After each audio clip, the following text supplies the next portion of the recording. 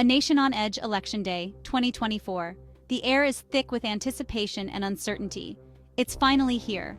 Election Day 2024. The culmination of months of campaigning, debates, and political ads.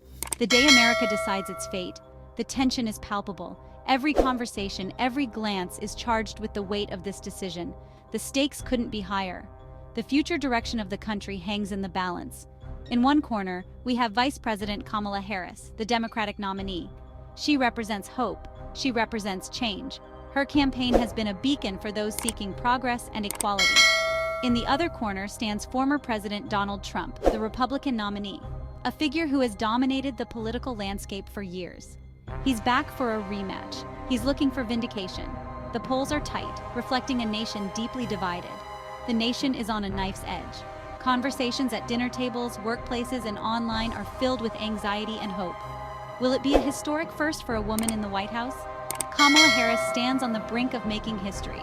Or will it be a return to the policies of the Trump era? His supporters are fervent, believing in his vision for America. The world watches and waits. Allies and adversaries alike are keenly observing the outcome. This election is more than just a political race. It's a reflection of the nation's values and priorities. It's a battle for the soul of America. Every vote counts. Every voice matters. The power of democracy is in the hands of the people. The future hangs in the balance. The decisions made today will shape the nation for years to come. Let's see how this story unfolds. The journey of a nation, the hopes of millions, all converge on this pivotal day. The final push, Trump and Harris court America. The final days of the campaign were a whirlwind of activity and emotion. Both candidates crisscrossed the nation, desperate to sway undecided voters. Rallies were held in every corner of the country. Speeches were made in town halls and stadiums alike. Promises were whispered in hushed tones and shouted from the rooftops. Trump, a master showman, whipped his base into a frenzy with his charismatic and often controversial rhetoric. His message was clear: make America great again again. He spoke to the heart of his supporters, promising a return to what they saw as the golden days of America. He tapped into their fears of change and uncertainty. He fueled their anger towards the establishment and the status quo. He promised them a return to a bygone era of prosperity and strength. Harris, calm and collected, offered a stark contrast with her message of unity and progress. She spoke with a steady voice, aiming to heal the nation's wounds. She spoke of healing the divides that had torn the country apart. She emphasized the importance of coming together as one nation.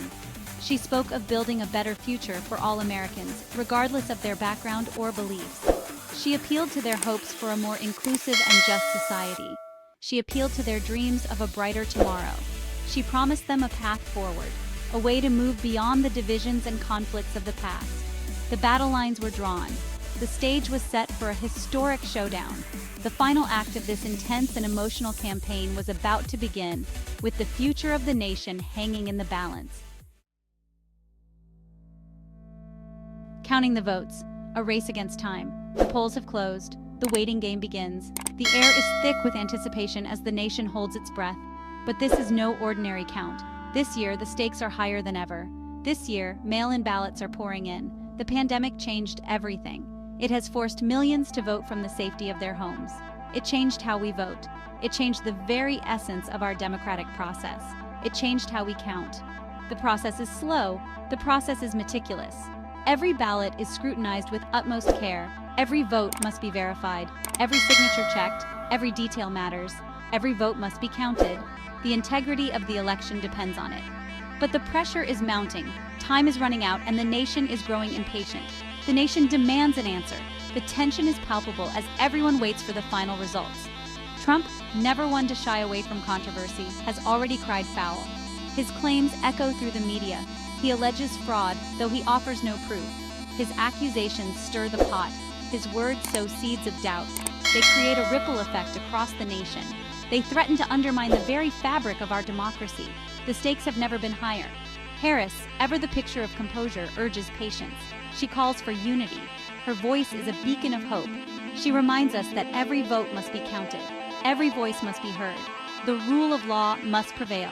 Democracy must endure. The future of the nation depends on it. Battleground states, where the election will be won and lost.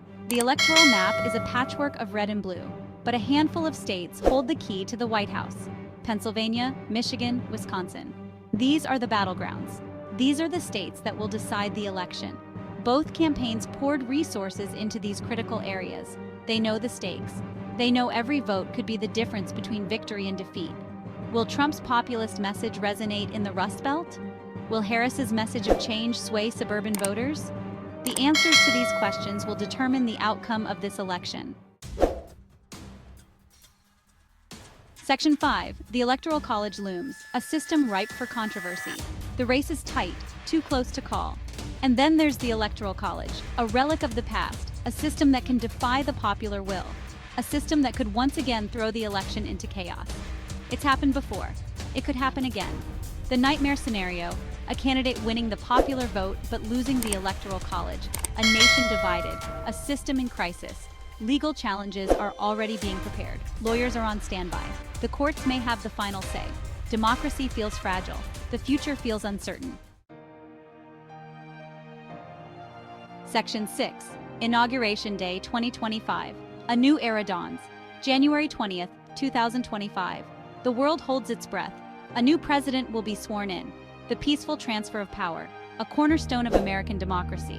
But will it be peaceful this time? The nation is on edge. The divisions run deep.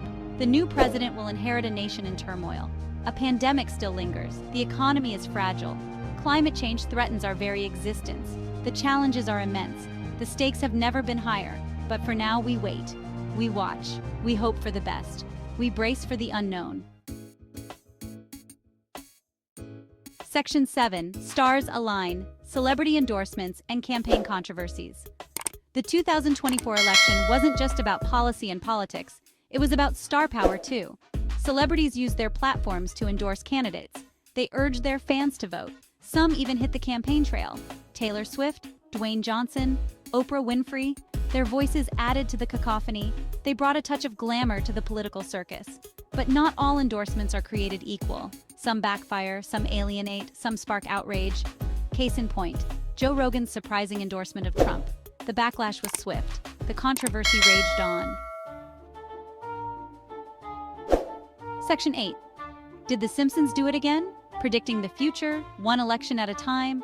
The Simpsons, a cartoon family, a cultural phenomenon, and, some say, a crystal ball into the future. They've done it before, predicted events with eerie accuracy, the death of Trump, for instance. Now fans are pointing to a 2000 episode, Bart to the Future.